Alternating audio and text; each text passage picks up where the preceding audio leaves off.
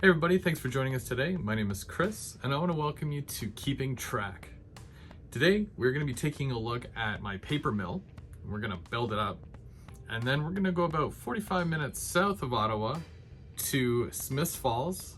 We're going to see some CP and via rail action, and then we're going to go all the way out to Laval, Quebec, and we're going to go to a well-hidden train store, Van Horn Hobby. All that and more on Keeping Track.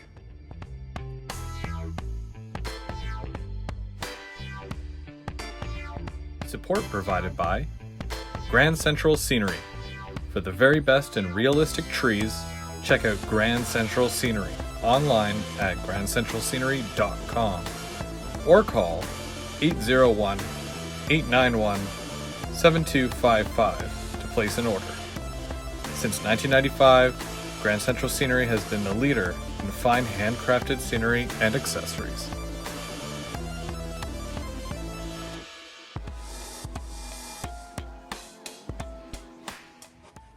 So this here is my paper mill, and at least the beginning of my paper mill.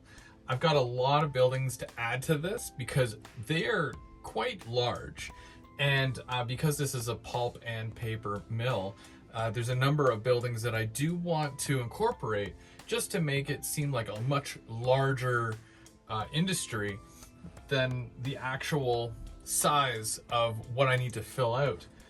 This here is about 3 feet wide at the widest part, and it goes down to about 2 feet down there.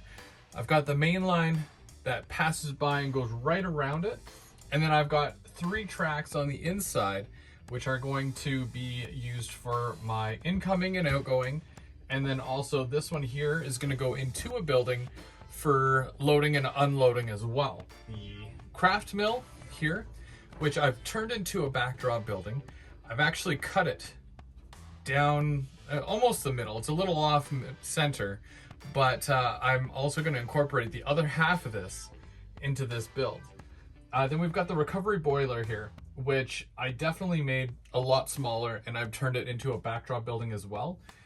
But instead of me just building it as a single, because this is what it looks like normally. This is the back. That's basically the kit as it is. So I actually cut it down the middle, and I made it twice as long. And I used one of the side pieces here to make it even longer. Then I put a piece of foam board in behind to make almost like the silhouette or the backing for the building. I've already added the little windows and colored the doors. I even had to make it a little bit shorter just because of the height of this compared to how the overall land is. So I'm gonna go ahead and I'm gonna start adding other parts to this, and we're gonna detail it, and you're gonna see exactly how I do this. And then I'm even gonna build a kit for you as well, and I'll take you along on that journey, and we're gonna see this thing come to life.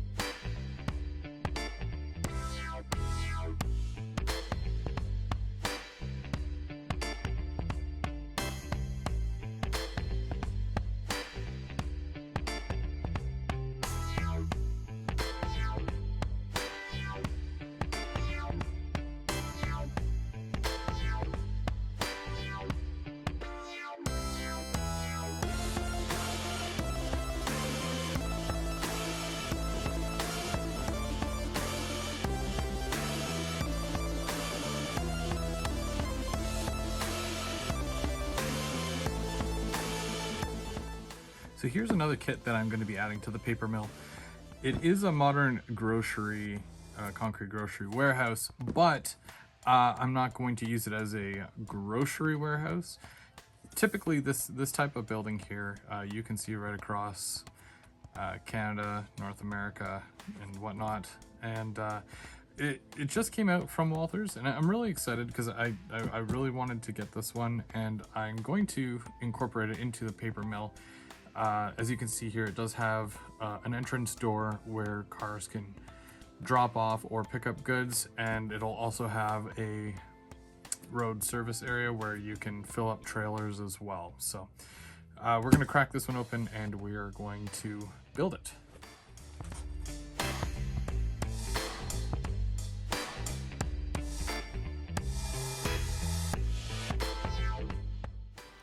Whenever you get a new building kit like this, you want to make sure when you open it up that all the pieces are intact and that you're not missing any. If you are, just contact Walthers and they'll be sure to send out a replacement.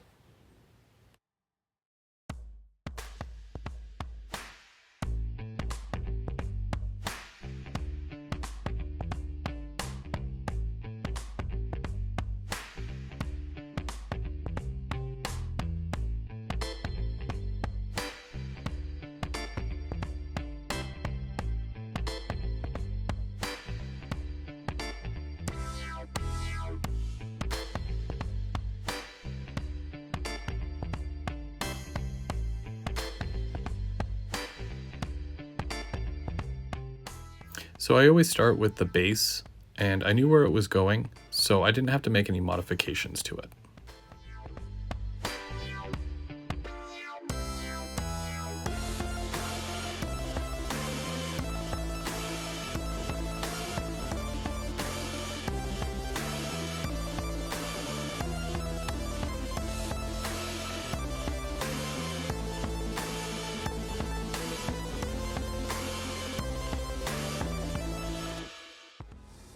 The neat thing with this kit, much like any other kit from Walthers, is that these walls are interchangeable. So you can put a door over here or a window over here, or even just make one entire section just a flat wall. It makes it so versatile that it'll fit any layout.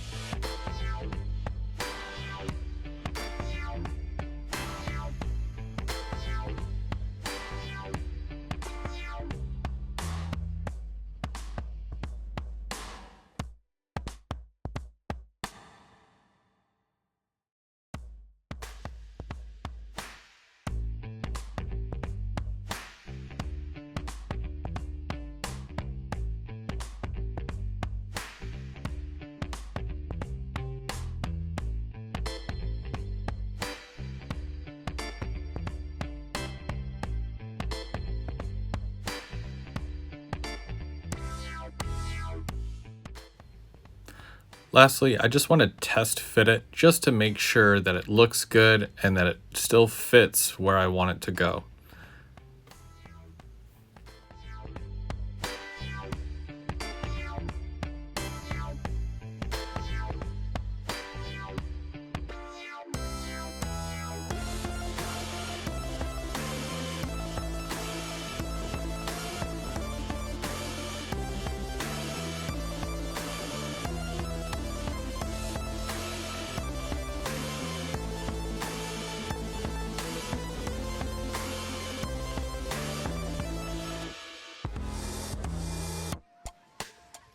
So that's a wrap on part 1 of the paper mill series. I still have a lot more to do. For example, all the little air conditioning vents and whatnot. There's little ladders and stairways that do have to be added still. But we will look forward to that in the near future. But it's coming to life. My cars are already moved in and they're ready to get to work. So that means it's time to work the yard.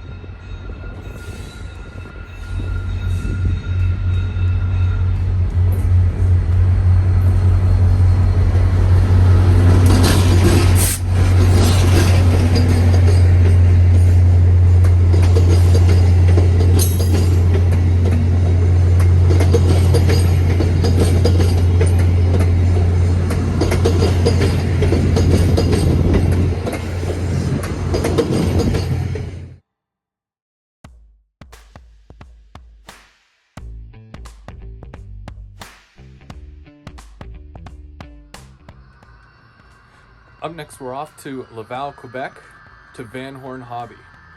Let's check it out.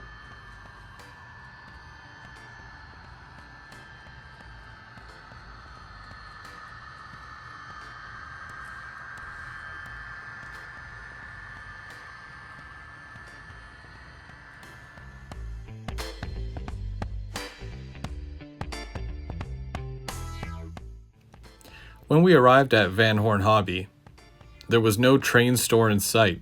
I'm pretty sure we were lost, but that all changed once we got inside. Things made a lot more sense.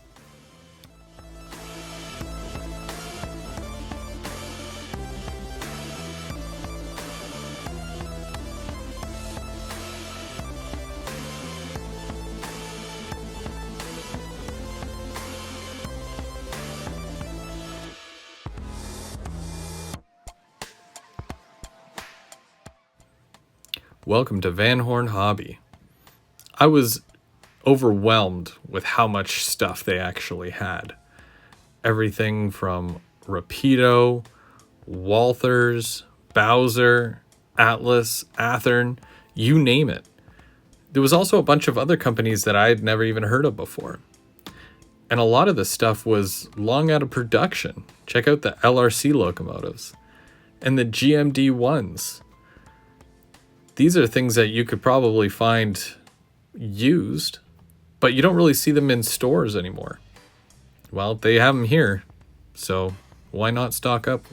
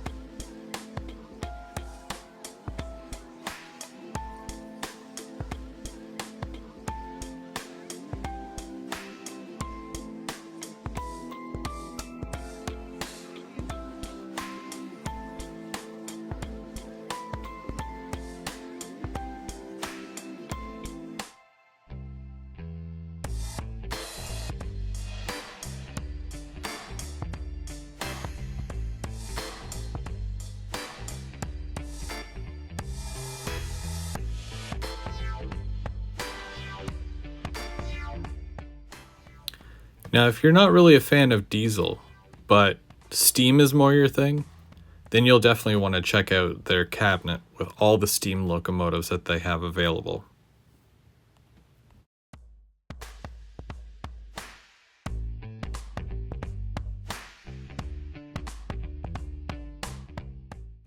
Even though most of the store is filled with HO scale, there's still a substantial amount of N scale available, so don't shy away from it. There's something for everyone here.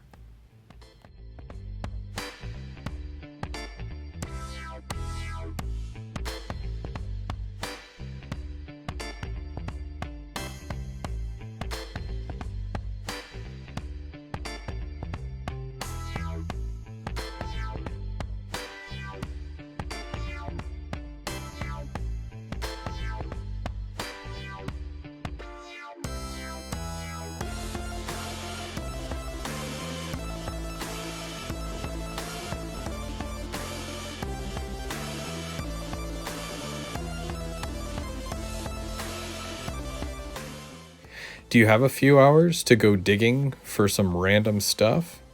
Well, this might just be the place for you then.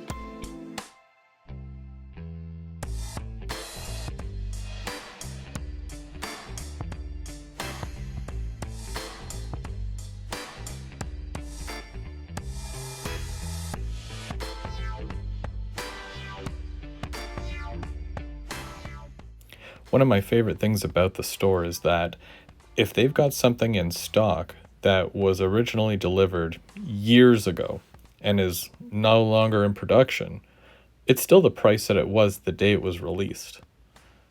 There's been no further adjustment to the price because of how rare it is, or hard to find, or what everyone else is selling it for.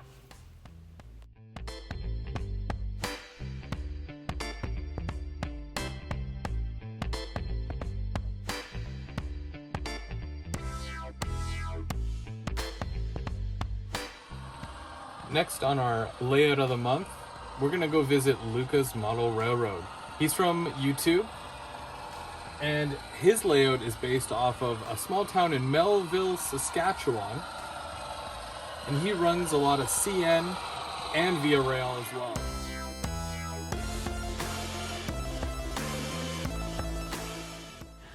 Let's take a look at this awesome layout. He said that he had started it in March of 2021, and this runs from the 60s to 80s era. If you do visit his channel, which I encourage you to do, you'll get to see layout updates, rail fanning, and him running trains. Just visit his YouTube channel, Luca's Model Trains, on YouTube. And definitely don't forget to like and subscribe.